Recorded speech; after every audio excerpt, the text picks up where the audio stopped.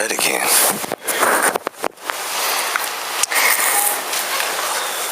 What a tremendous blessing this weekend has been, and this morning was somewhat of a culmination of a lot of events of the weekend. It was it's always great to have kiddos in town, and it's great to be able to spend that time with Hillary and Caleb and Courtney, and just for everybody kind of responding and encouraging with Caleb's journey. It's great to see some dear friends of mine that I haven't been able to see over the last couple of years. They always go to week 3 of Carolina Bible Camp, and the Horizons program has changed that. And Joel called me on the carpet about that this morning. He said, I started coming back and you stopped coming. What happened? And he was teasing me about that a little bit. Brett, I don't know if you looked at the title, but in your prayer you didn't look at the title of the lesson tonight. And the appropriate songs that Elliot always chooses, but especially, the songs about our trusting God. And I just thought tonight it would be appropriate for me to maybe share. I've got 5 thoughts in essence I want to share with you that kind of a culmination of this journey over the 5 years. And I thought of the passage in Revelation chapter 4. If you remember, the Revelation letter was written to encourage a group of individuals as they were getting ready to go through it. One of the greatest persecutions, at least that we're aware of, upon the immediate first century church. And he writes this letter to prepare them. And the letter doesn't give a great deal of detailed information. It's somewhat symbolic information. But there's something that happens 3 times in the book, and Revelation 4 is the first time that it happens.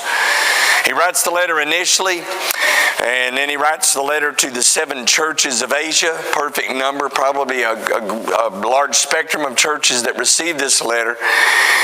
But the glimpse that you have in chapter 4 is right before he shares all the startling images. He, of course, shows the vision of God, or the vision of Christ, standing in the midst of the golden candlesticks, and eyes like flame of fire, feet like brass.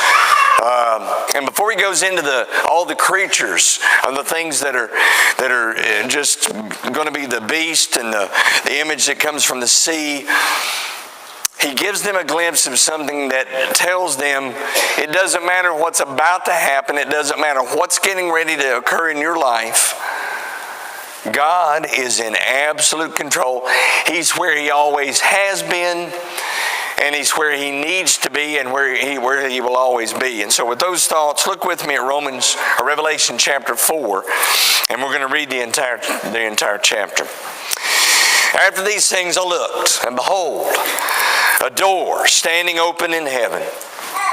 And the first voice which I heard was like a trumpet speaking with me, saying, Come up here, and I will show you things which must take place after this. Immediately I was in the Spirit, and behold, a throne set in heaven, and one sat on the throne. And he who sat there was like a jasper and a sardis stone in appearance. There was a rainbow around the throne in appearance like an emerald.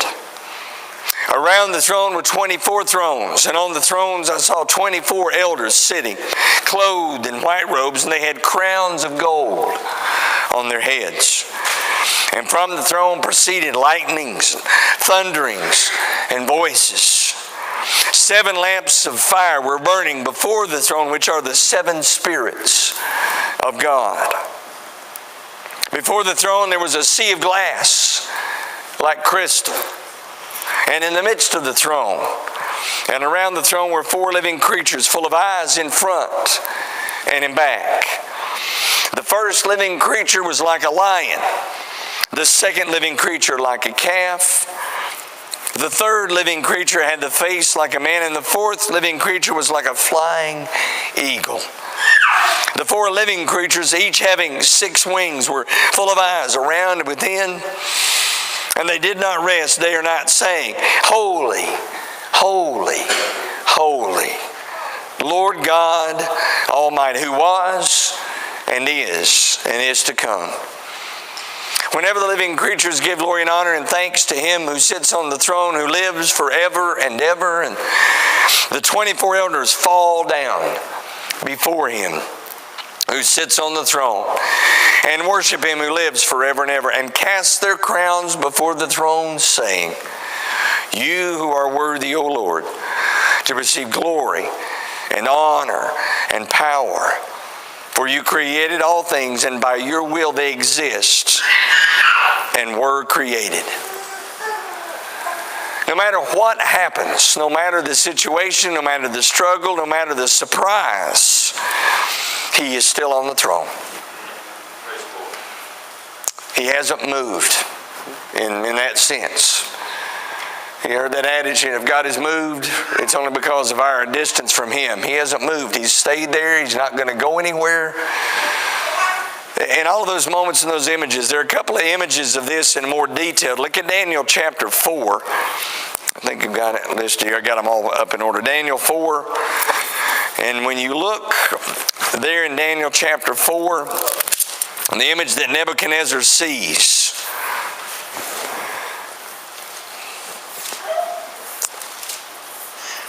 and when we begin, I want to take time to read the entirety of it. He shares his vision beginning in verse 10 of Daniel chapter 4. These were the visions of my head while on my bed. I was looking, and behold, a tree in the midst of the earth, and its height was great. The tree grew and became strong. Its height reached to the heavens, and it could be seen to the ends of all the earth. Its leaves were lovely, its fruit abundant, and in it was food for all. The beasts of the field found shade under it. The birds of the heavens dwelt in its branches, and all flesh was fed from it. And I saw in the vision of my head while on my bed, and there was a watcher, a holy one, coming down from heaven. He cried aloud and said, Chop down the tree and cut off its branches, strip off its leaves and scatter its fruit. Let the beasts get out from under it and the birds from its branches. Nevertheless, leave the stump and the roots in the earth, bound with the band of iron and bronze, and the tender grass in the field. And then, as he's sharing this and all of the particulars of the grazing, he talks this dream. Verse 18 is Daniel's, I, King Nebuchadnezzar, have seen. Now you, Belteshazzar, declare its interpretation, since all the wise men of my kingdom are not able to make known to me the interpretation. But you are able, for the Spirit of the Holy God is with you.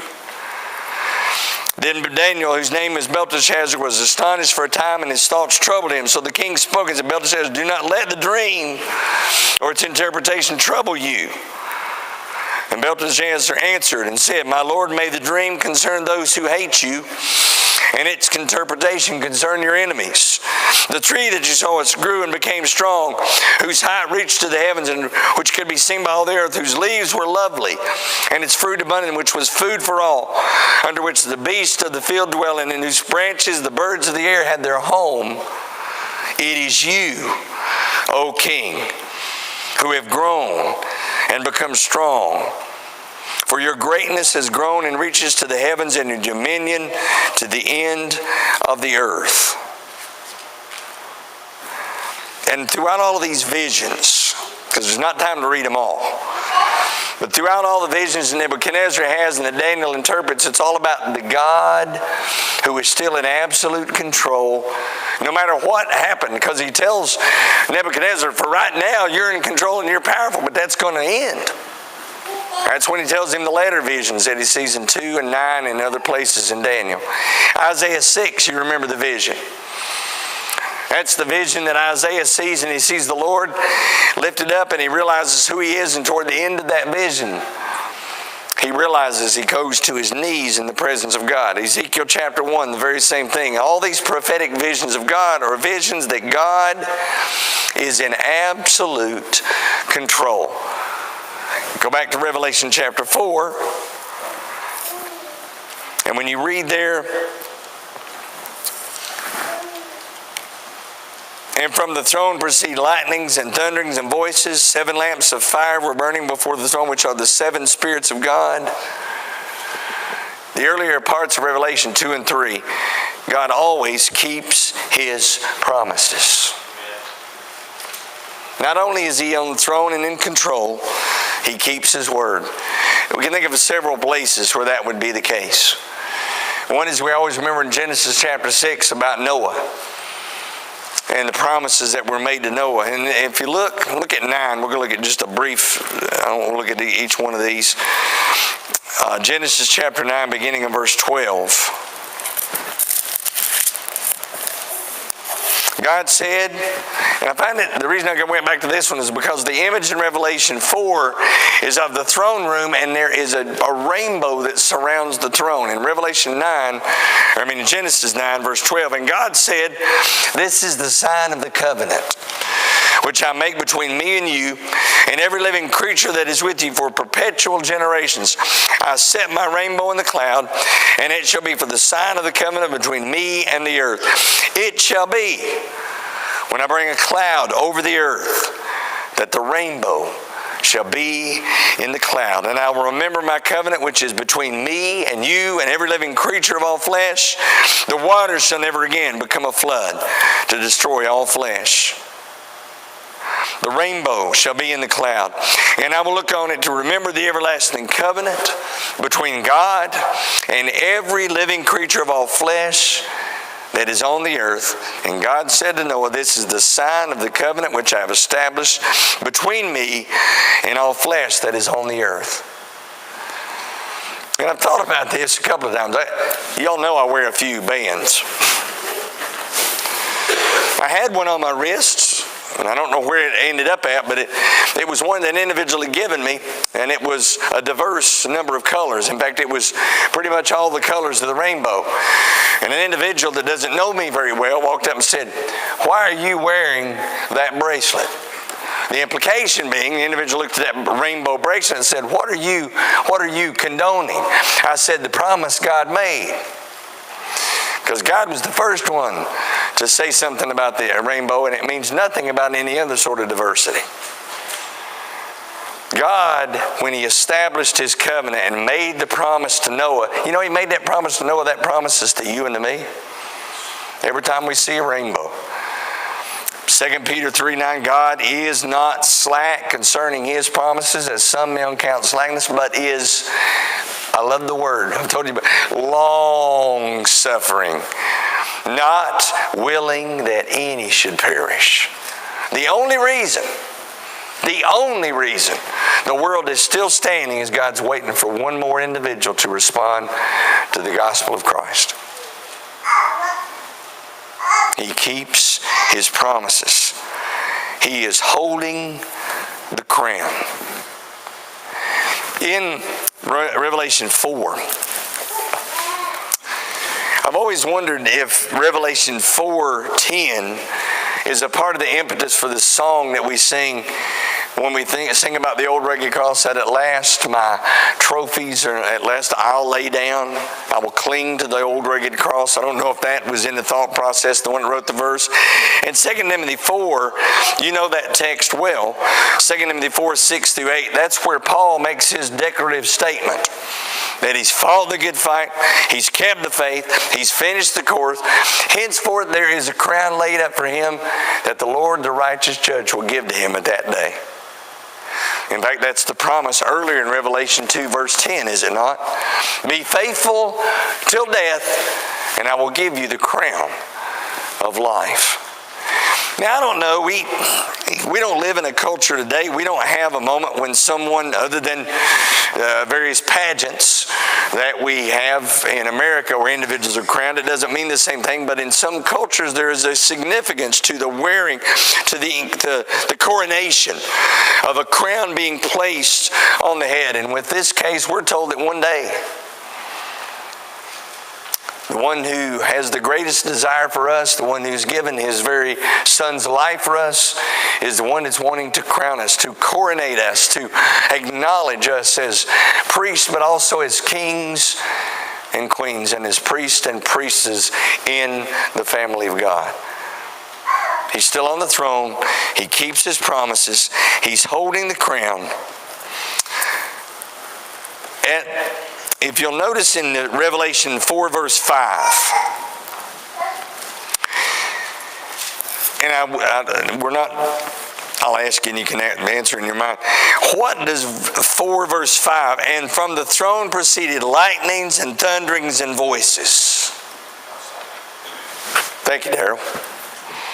It speaks of that moment back in history when God was on the mountain and the mountain just became it became holy. And the writer in Hebrews says you don't come to a mountain that can't be touched. That God has changed that location. And one of the things that's powerful about the Revelation letter is the transition that takes place in the visions. This first vision, if you'll note, it says, and we'll look more at this in a minute, he said, I saw him that sat there, and there was a rainbow around the throne, in appearance like an emerald. And he said it sat upon the sea, and there was a sea of glass that was in between it. Look back at Exodus 19 to kind of remind you of that. I think I put that one up there. Yeah, I did. Exodus 19.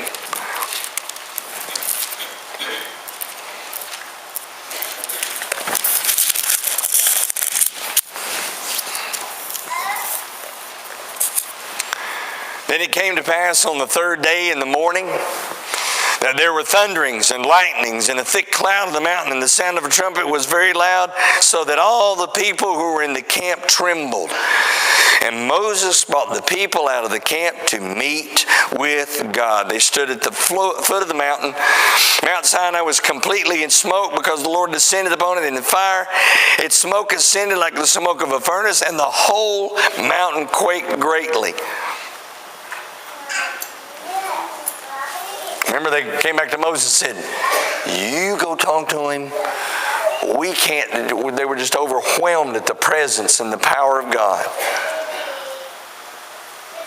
Right in Revelation wants to remind us that same God that's on the throne, that keeps his promises and is ever vigilant for us, is present and powerful. No matter what the struggle, no matter what the storm. Maybe I'm taking a little license with this next thought, but if you look back at Revelation 4, verse 6, it says, before the throne there was a sea of glass like crystal. Flip over to 15 and verse 2. This is the other vision in heaven. There's 3 of these.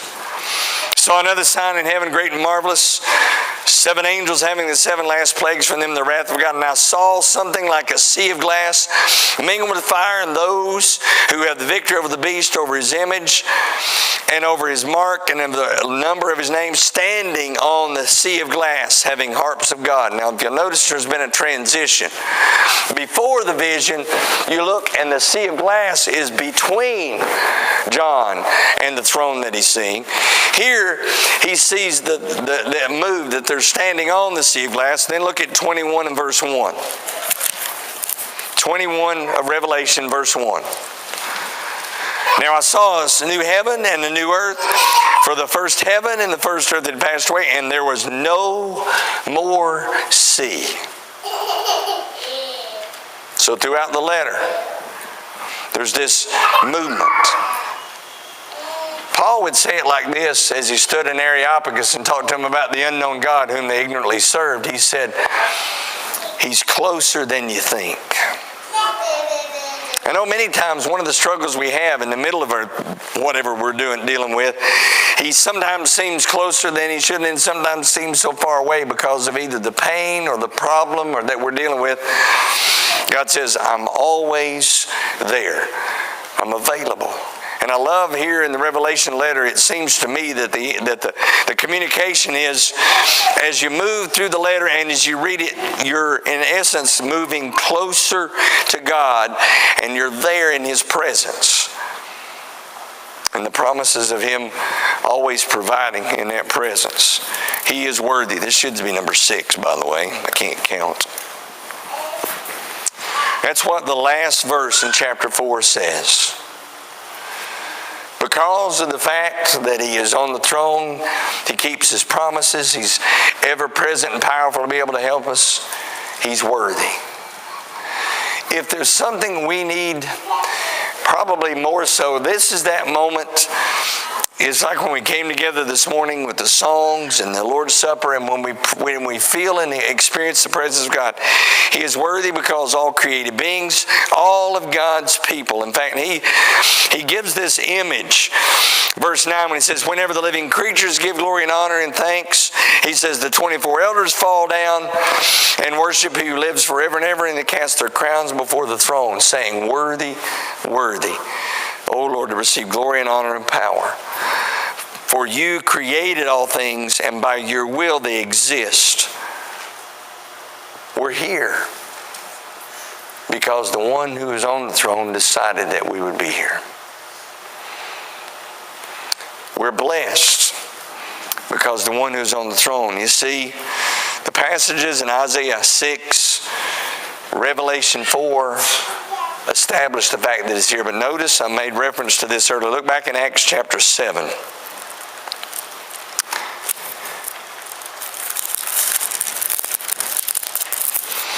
And it's in the sermon there is Stephen. And this is one of those moments that Stephen, I've always wondered if as he's preaching, if he's anticipating the same response that has occurred up until this point. I've always wondered that as Stephen proclaims this particular message, that if he knew that what Peter had said had been responded to, and on a number of occasions, and multiple individuals had responded in obedient faith and baptism. Then in Acts 7, as he nears the conclusion of the message, and as he is, their response is not. See, at verse 54, when they heard these things, they were cut to the heart. In chapter 7. And they gnashed at him with their teeth. It wasn't they were cut to the heart and they said, what shall we do? They immediately respond. And he, being full of the Holy Spirit, gazed into heaven and saw. Remember Revelation 4 said there was an open door. The glory of God, Jesus standing at the right hand of God. And he said, look, I see the heavens opened and the Son of Man standing at the right hand of God.